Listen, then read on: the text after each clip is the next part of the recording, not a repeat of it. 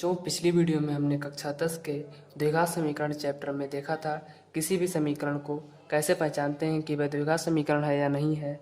तो आज हम उसी चैप्टर में आगे बात करने वाले हैं और इसमें आज हम देखेंगे गुणनखंडों द्वारा द्विघात समीकरण का हल। तो इसमें सबसे पहले हम देखते हैं, हम कोई द्विघात समीकरण ले लेते हैं 2x² माइनस 3x प्लस 1 बराबर 0। इसमें महत्तम घात 2 है, इसलिए द्विघात समीकरण है। ठीक है, अब अगर इसका हल ये होता है कि अगर हम x बराबर 1, x को 1 से रिप्लेस कर दें, तो यहाँ पर LHS में 1 से रिप्लेस कर दें, तो हम देखते हैं यहाँ पर 2 इंटू 1, x को 1 से रिप्लेस कर रहे हैं तो x की जगह 1 लिख देंगे का स्क्वायर माइनस 3 इंटू x की जगह हम 1 रखेंगे तो 1 प्लस 1 बराबर 0। इसे निकालते हैं, ये हो जाएगा 2 माइनस 3 प्लस 1 बराबर 0। 2 प्लस 1 बराबर 3 हो जाएगा, माइनस 3 बराबर 0। ये 3 से 3 कैंसिल बराबर 0।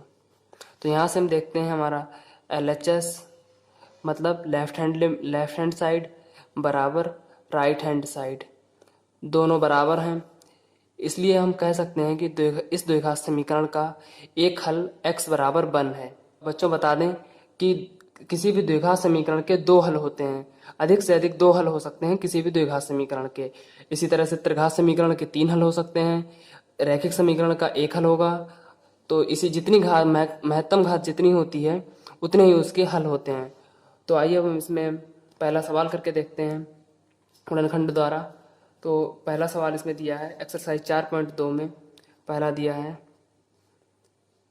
x² माइनस 3x माइनस 10 बराबर 0।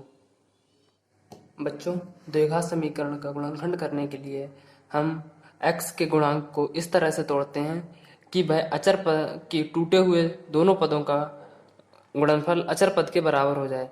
जैसे इसे तोड़ते हैं तो मध्य पद का इसका गुणांक है 3, तो इसे लिखते हैं x² माइनस 3 को हम लिख सकते हैं 5 माइनस 2, ठीक है, इंटू x। अब 5 और 2 की हम गुणा देखते हैं, 5 और माइनस 2 की, तो माइनस 10 आता है, माइनस 10 बराबर 0।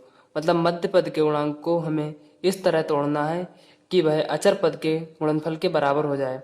और हम ये देखते हैं कि उसे जोड़कर तोड़ना है या फिर घटाकर। यहाँ पर अगर माइनस चिन्ह है तब घटाते हैं, अगर प्लस चिन्ह है यहाँ पर तब यहाँ पर जोड़ते हैं। ठीक है, यहाँ पर माइनस चिन्ह था तब यहाँ पर घटाया है हमने, और 5 गुणा माइनस 2 बराबर माइनस 10 होता है। तब यहाँ हो जाएगा x², इसे लिख सकते हैं minus 5x minus 2x minus 10 बराबर 0। अब हम इसे x² माइनस 5x को एक ब्रैकेट में कर लेते हैं और माइनस चिन्ह कॉमन लेकर 2x, सॉरी यहाँ पर गलत हो गया थोड़ा, इसके अंदर गुणा करेंगे तो ये हो जाएगा प्लस। ठीक है, तो इससे प्लस रहते हैं, यहाँ हो जाएगा माइनस 10 बराबर 0। अब यहाँ से हम अगर x कॉमन ले लेते हैं तो यहाँ हो जाएगा x into x minus 5 plus यहाँ से 2 कॉमन मिल रहा है तो यह आ जाएगा 2x माइनस 5 बराबर 0। अब यहाँ पर हम देखते हैं फिर से हमें x माइनस 5 और x माइनस 5 कॉमन मिल रहा है, तब यहाँ से x माइनस 5 कॉमन ले लेते हैं। अब x माइनस 5 कॉमन ले लिया, तब यहाँ बचा x और यहाँ बचा 2 प्लस 2 बराबर 0। अब इसको हम x के मान निकालने के लिए हम दोनों गुणनखंड को 0 के बराबर रख देते हैं, तब यह आ जाएगा x माइनस 5 बराबर 0 और यहाँ पर ये हो जाएगा x प्लस 2 बराबर 0। अब अगर यहाँ से हम देखते हैं तो x ये माइनस का है तो बराबर के इधर जाएगा तो ये प्लस का हो जाएगा, तो x बराबर आ गया 5। इसी तरह यहाँ देखते हैं तो x बराबर आ जाएगा माइनस 2।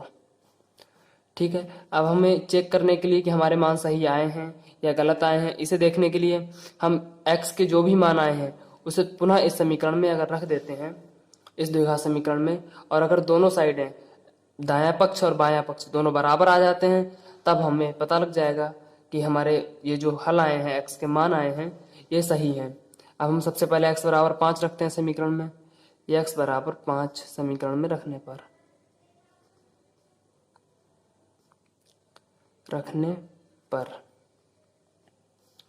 तब यहाँ पर हम समीकरण पहले लिख लेते हैं। X square minus 3x minus 10 बराबर 0 है।